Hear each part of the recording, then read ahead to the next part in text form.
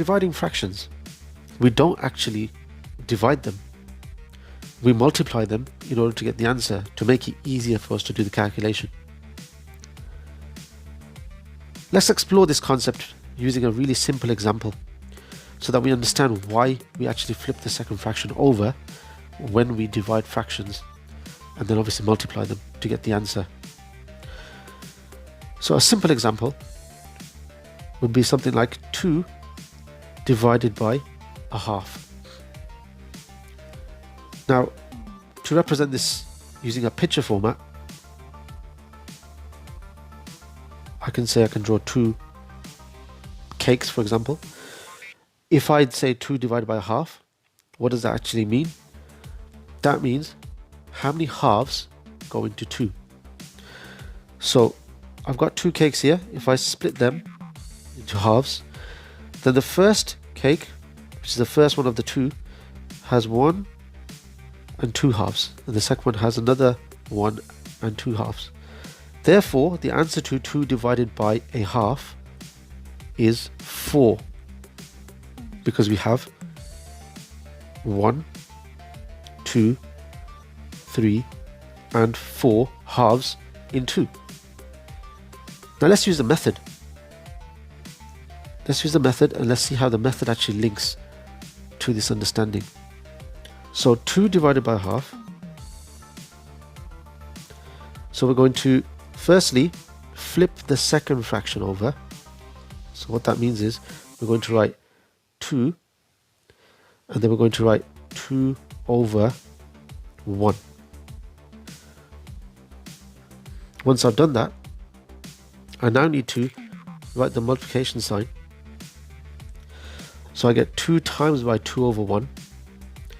Now, because I have a fraction 2 over 1, I want to also turn the whole number, which is here, which is the 2, into a fraction. So I'll write it like this, 2 over 1 times 2 over 1. Because 2 over 1 is 2 divided by 1. And how many 1s go into 2? That's right, there's 2. So actually 2 over 1 is exactly the same as 2. So it doesn't matter which way you write it. You can write it as 2 or 2 over 1. But when it comes to fractions, it's easier to turn the whole number into a fraction by writing it as 2 over 1 in this case. So 2 times 2 equals 4. And then 1 times 1 equals 1. We're going to multiply the numerators together, which is what we've done here, and then we multiply the denominators together. So we get 2 times 2 is 4, 1 times 1 is 1. So answer is 4 over 1. Now as we know, 4 over 1 means 4 divided by 1. So 4 divided by 1 is 4. Because there's how many 1s in 4? There's obviously 4. Right, so you can see now that we've got exactly the same answer using both methods. Now, what do we discover from this? When we are dividing by a half, it's exactly the same as multiplying by 2. Because if you think about it, in the example here, we did 2 divided by a half. Whereas over here, we did 2 multiplied by 2. Because 2 over 1 is 2. So that means dividing by half is exactly the same as multiplying by 2. And that's the understanding behind dividing, and why we need to, when we're dividing fractions, why we need to flip the second fraction over and then multiply. Now going back to the question, 8 over 11 divided by 3 over 10. So the first thing we're going to look at is we're going to write 8 over 11 because we keep the first fraction. And then we're going to write multiply because we changed that sign there. And then we're going to write 10 over 3. So to calculate this, 8 times 10 is 80 over 11 times 3 is 33. Now that is the answer. However, we can also simplify. So if we simplify this, if you remember from one of our previous videos on simplifying, We have to find out how many 33 is going to 80. Now that's 2. And then what's left over? Now if I say 2 33s are 66, then if I do 80 take away 66, I then get 14 over 33. The denominator always stays the same. Question 2. Question 2 is similar to the example that we looked at when we were investigating why we need to multiply when we're dividing fractions. So the first thing you'll notice is that we have a whole number, which is 7. Remember, when we have a whole number, when we're dealing with fractions, we have to turn that whole number into its fraction form. So as long as you remember that 7 over 1 is exactly the same as 7. So then we can write this as 6 over 9 divided by 7 over 1, and it's exactly the same question. Now the next step is we still apply the same method, so we need to write 6 over 9. We keep the first fraction.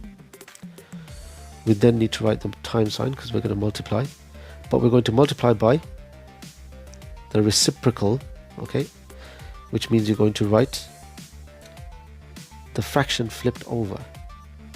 So instead of writing 7 over 1, you can write 1 over 7. So what's 6 times 1? 6 times 1 is 6, and then 9 times 7 is 63. Now can we simplify this? 6 over 63? Of course we can. We can simplify it as, firstly divide the numerator by 3, and then we can divide also the denominator by 3. Remember, whatever you do to the top, you have to do to the bottom, and vice versa, because it's a fraction. Now, the answer to that is 6 divided by 3 is 2. 63 divided by 3 is 21. Now, can we simplify that any further? No, we can't. This is the answer. Brilliant. Let's look at the final question, question 3. Now, this is dividing fractions where we have mixed fractions involved. So, in this case, we have 2 and 1/3 divided by 1 and 3 over 5. Now, in order to do this question, the first thing we need to do is we need to turn the mixed fractions into improper fractions. So to turn it into an improper fraction, remember we multiply by the denominator and we add the numerator. And the same goes for the second fraction. We multiply by the denominator and we add the numerator. So 3 times 2 is 6, add 1 is 7. So we get 7 over 3, and that stays the same, divided by 1 times 5 is 5, plus 3 is 8 over 5. Remember, the denominator stays the same. Now you can see this question looks very similar to question 1. So we get 7 over 3 times by 5 over 8. So what does that give us? Well, 7 times 5 is 35. 8 times 3 is 24. Now that is the answer. However, can we simplify this further? How many 24s go into 35? It's 1. And what's left over? Well, if you do 35 take away 24, then you end up with 11. So 11 over 24. Remember, the denominator stays the same. And we can't simplify this any further, so this is the answer. Brilliant. Susan is moving house and has hired a removal van for her boxes. She has packed all of her belongings into the same sized boxes. Each box has a volume of 1 2/4 of a meter cubed. The transportation space in the van has a volume of 300 meters cubed. Susan has 198 boxes.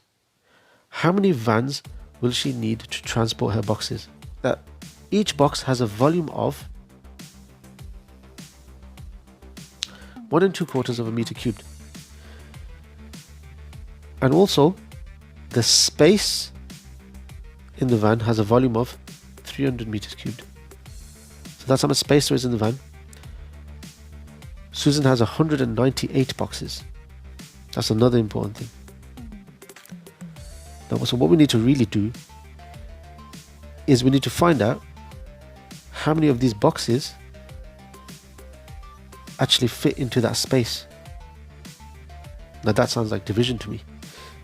Now, 300 divided by 1 and 2 over 4.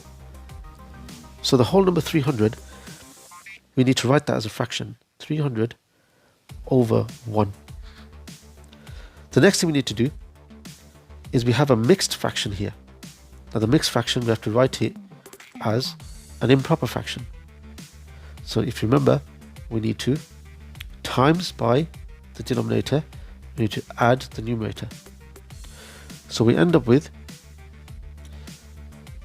300 over 1 divided by 4 times 1 is 4, plus 2 is 6. So 6 over 4, remember the denominator stays the same here. 300 over 1 stays the same, times by 4 over 6. Now what's 300 times 4? So 300 times 4 is 1,200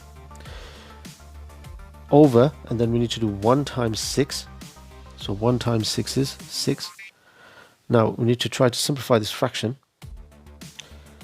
So how many 6's go into 1,200? Well, the best thing to do is focus on this part of the question, this number and this number here. So how many 6's go into 12 first? So 6's into 12 equals 2. And then what's left over? We have 2 zeros left over here. So then we can say it's 200. The van can hold 200 boxes. That's how many boxes the van can hold. Now the question that it's asking us is that Susan has 198 boxes. How many vans will she need to transport her boxes? Well, if one van can hold 200 boxes, she's only got 198. She only needs one van.